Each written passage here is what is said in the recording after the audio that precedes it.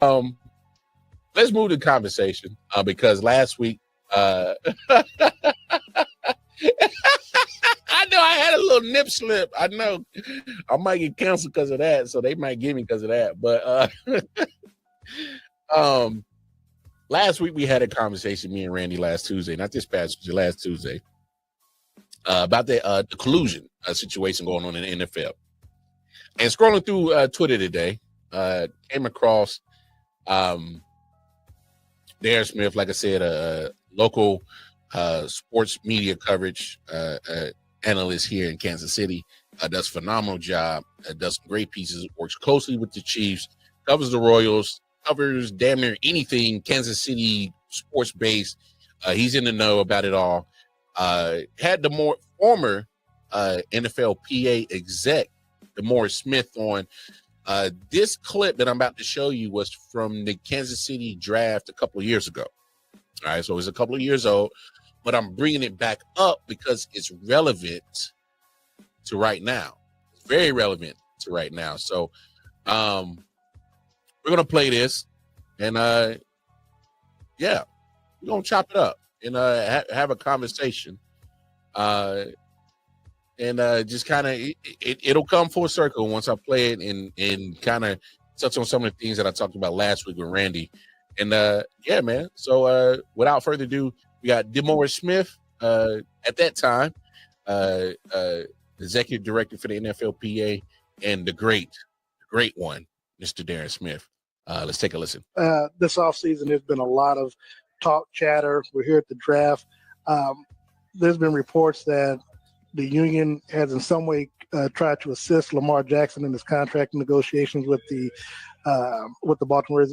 Is that true? Have you all been working with him? And so to that extent, can you say, is he looking for a fully guaranteed deal a la what Deshaun Watson get? And is that where the union is trying to push his players? We know Joe Burrow, we know Justin Herbert are up for contract extension as well. Jalen Hurts signed his deals. It wasn't fully guaranteed. I think he's got maybe 179 of it guaranteed out of 255 million.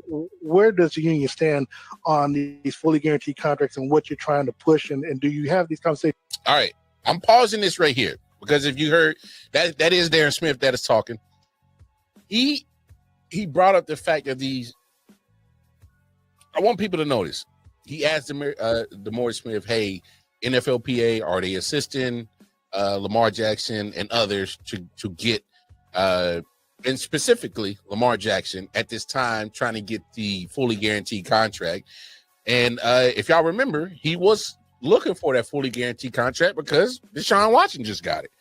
And if you're asking me, at that point in time that Deshaun Watson got that fully guaranteed contract, and if you would have told me that, hey, Lamar Jackson is looking for a fully guaranteed contract, I'm running to give him that.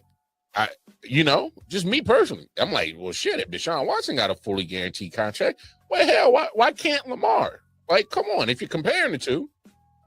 But the reason why I'm having a real big problem about this whole fully guaranteed contract conversation is I hate the fact that they're basing it off of Deshaun Watson, because people literally forgot that Kirk Cousins was getting fully guaranteed contracts from Minnesota.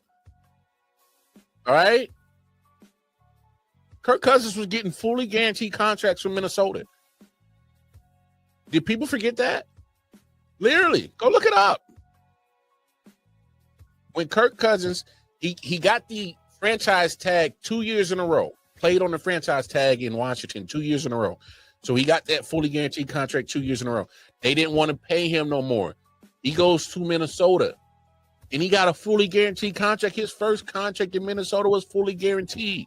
A couple of years later, after he took him on a nice playoff run, if I remember correctly, they messed around and gave him an extension for a few more fully guaranteed contract. The last contract he just got in Atlanta was the first one in a few years that he did not have a fully guaranteed contract. Somebody go correct me if I'm wrong. But until then, that's what I know, and that's what I'm going to believe. But Let's continue the conversation. With the quarterbacks, mainly because it seemed like it's, it would be them that would be able to push it over the top versus the other players. Yeah, I mean, I don't really talk about my conversations with players, but you can rest assured that every quarterback understands, both from me and from the union, what the significance of guaranteed contracts are in this business, and equally important, how guaranteed contracts came to be in basketball and in baseball. And if players, so I'm not in a world where I think that there is any misconception on behalf of our certainly our quarterbacks and probably every other player about the importance and equally important, the league's resistance to giving guaranteed contracts. So now that we're at a point where there is no I had to pause it right there again. Resistance. He said it right there. We're trying to talk about getting fully guaranteed contracts. It's not the players. It's not the players union. All right, the NFLPA. It's the NFL, which is ran by the owners. The resistance is words. These words matter. Resistance. Come on now. Conception. I think the only question is whether players are going to continue to fight for these fully guaranteed contracts and whether the league is going to collude and try to prevent them. It's that simple. I know people like to spend time talking about cash flow and talking about the cap and talking about giving the team more options about going forward. It's weird.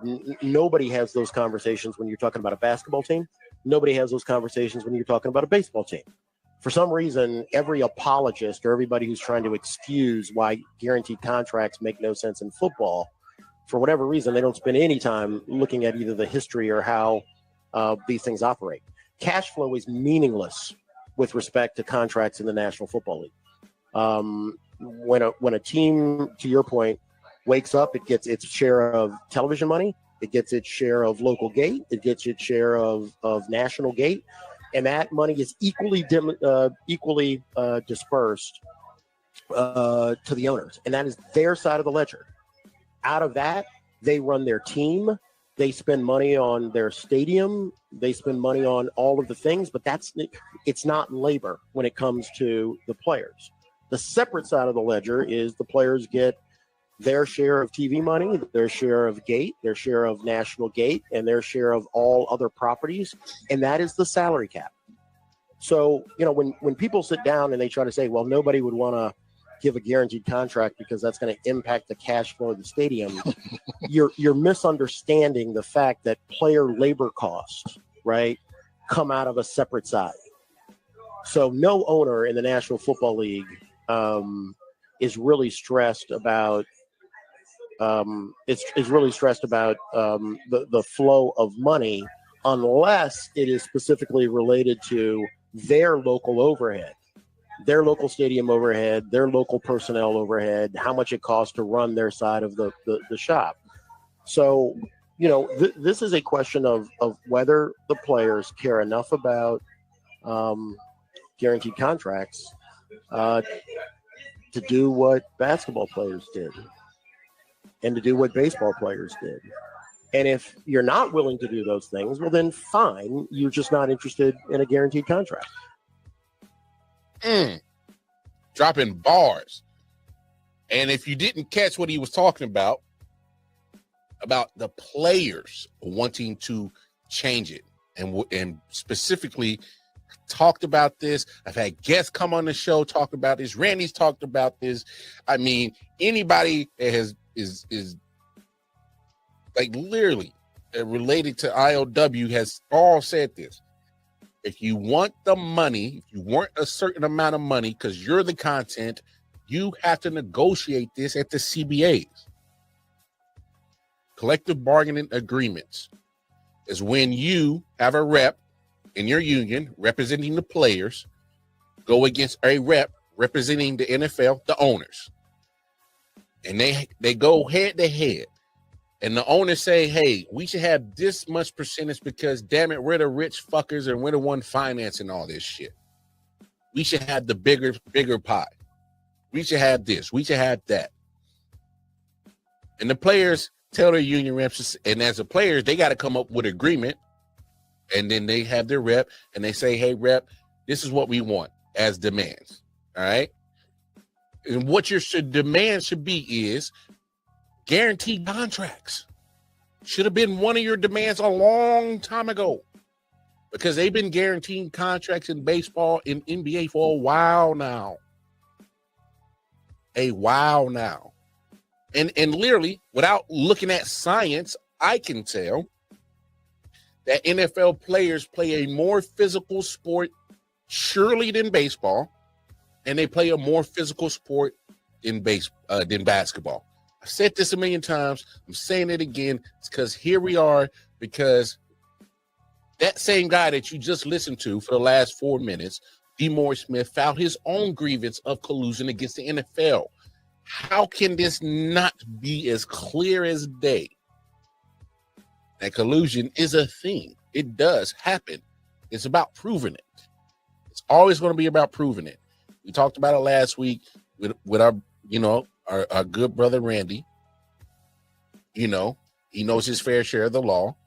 You have to have a certain criteria met to have proven it. It's in damn near any law about you have to reach a certain criteria that deems it necessary of calling that crime.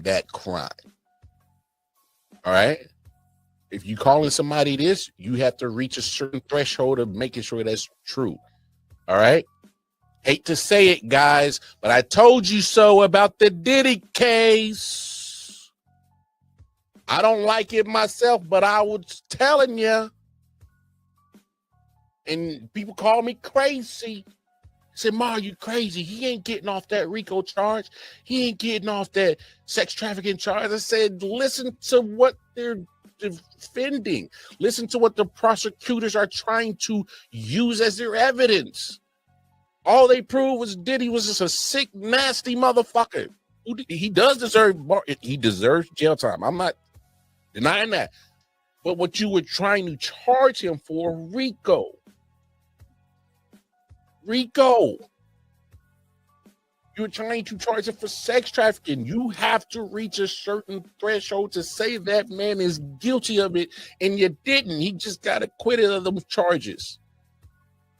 I wasn't surprised. You got to reach a certain threshold to say and to prove it. They didn't. Prosecutors failed on that. The moment I saw that they was trying to go after him for that, I was like, I hate to say it.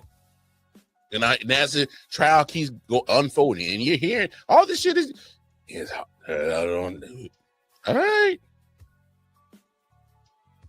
We talked about it last week on a Tuesday, Wednesday, acquitted. So proving the collusion is the problem. But DeMaurice Smith told a lot of telling information. This is not about not wanting. That's what it's about. It's about want. It's not about having the needs or they can't afford it or it messes up the whole NFL financially. It doesn't. These motherfuckers are making so much damn money. Guaranteeing the contract is not hurting them. And to Darren Smith, the great Darren Smith point, it's going to start with the quarterbacks. Obviously, they're the ones that's getting these. Kirk Cousins got the guarantee. Deshaun got it. And look, it's going to start with them, and the money's going to look crazy. But come on, when you're the content of a at this point, they're not NFL. They're literally getting billions on billions. We ain't talking millions, y'all. We talking about billions. This is what the NFL is doing. Billions. I tell you this right now. If you were to value or appraise every 32 team right now, and to sell them and to praise them for right now, their value, each team, there's no way the cheapest team will probably be $6 billion. That's the cheapest. $6 billion is what any probably of these NFL teams would go for right now. The cheapest, $6 billion. The Cowboys, if Jerry Jones was to sell the Cowboys right now, Boston Celtics goes for $6.1 billion. Lakers go for $10 billion. I bet you he can get $17 billion for the Cowboys. Might even 20. And the reason why I say that is because the Cowboys, hate them or love them, the juggernaut, the business juggernaut that Jerry Jones has turned them into as being the only North American sports owner to make $1 billion in revenue in 1 year, and that was a couple of years ago. So imagine he's probably made upwards to probably $5-6 billion the last 3 years combined. They're a walking ATM. The Cowboys are. Bet you he could probably get that franchise appraised for $20 billion. 20 billion. Don't try to sell me that you can't pay these players guaranteed contracts. Because if the NFL is watching what the NBA is doing with fully guaranteed contracts, what the MLB is doing fully guaranteed contracts, and they're those. I'm getting hot because I'm just looking at how the NFL players are not looking at your NBA and MLB players. Sit out. Sit out. Sit out. How many strikes have you had in the NFL? You've had strikes. You had a near one a few years ago, early 2000s, mid 2000s. But look how many strikes the NFL players have had in their unions compared to MLB and NBA. And I think me and Bobby G was having this conversation. And Bobby, if you're still in here, I think me and you were having this conversation. I can't remember. I've been talking so much sports to so many people. NBA and MLB players ain't scared to do what? Sit their asses down. What was the last strike we had in NBA? 99? Yeah, 99 shortened year. That was the year that the Spurs won. The first of Pops. They beat the Knicks. I think they came, somebody can correct me if I'm wrong. NBA players set out and that lockout lasted, I think, right before Christmas. If I'm correct, something like that. They missed some time. They missed some games. All right. Players were not playing around. They were not messing around. They said, no, man, we want this, we want that, we want this, meet our demands or not. MLB players have locked out with their union plenty of time. Hey, we just had to lock out in Philly to trash people.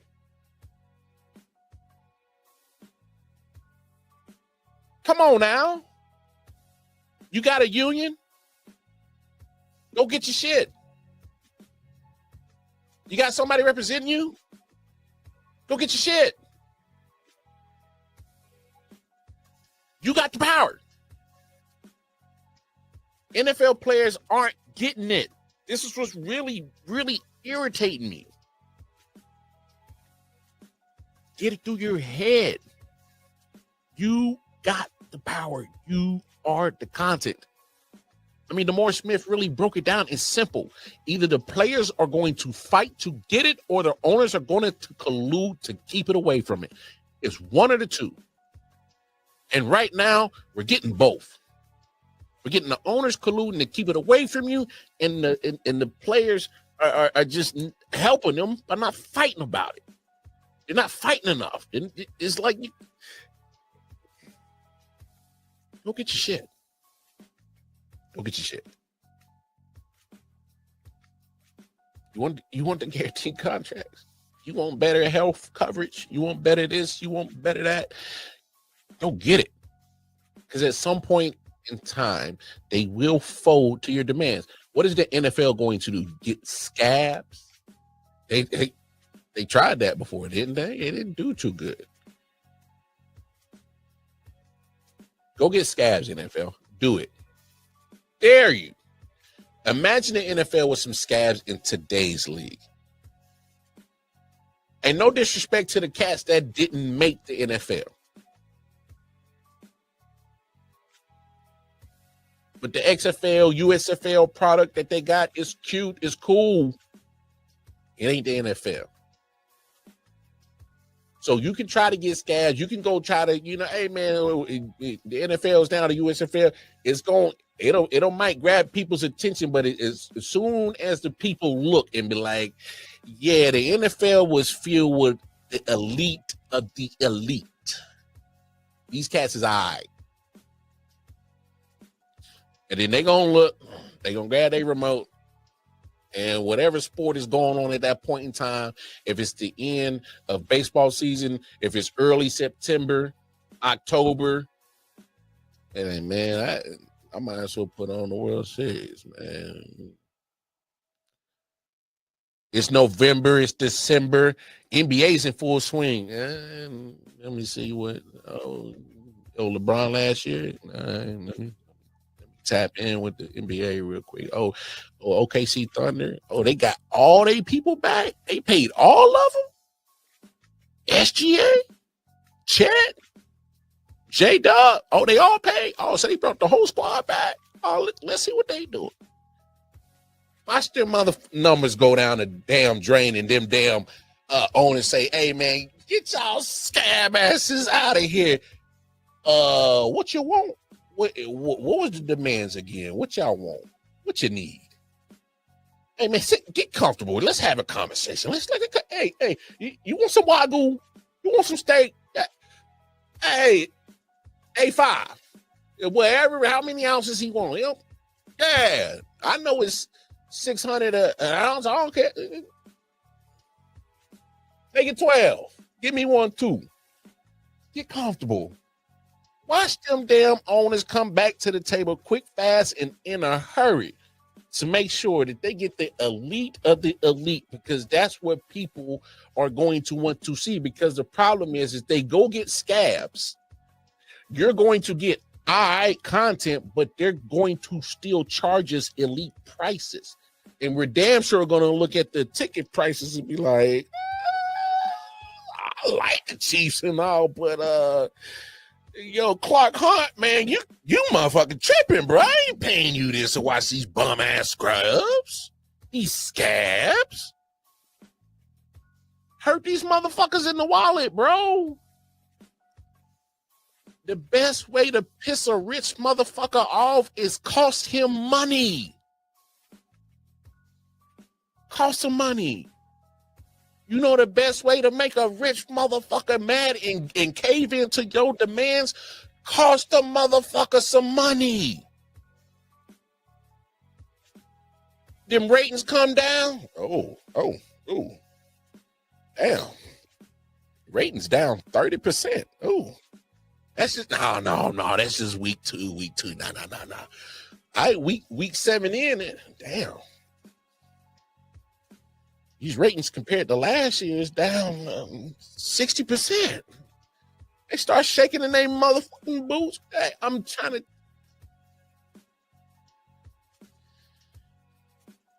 Business 101, man. It's business 101. Life and sports is a direct parallel of each other. I don't know how many times I gotta say that. You hurt these rich motherfuckers in their pocket, man. They will cave to your demands quicker than the draws of an OF chick falling off. Quick. They will cave into your demands ASAP. You'll never find an OF girl get them draws off quicker than them motherfuckers get back to the table and negotiate with you. Never. Get your money. Get your money, young kings. Every last one of y'all that suit up. down to the practice squad, because you matter too. Get your money. Get your money. Yeah. Solid Hill TD, yes, what's up? Yeah, come on. LW Sports Network, late night edition. Let's go. Come on. We about to raise the bar. Wild call.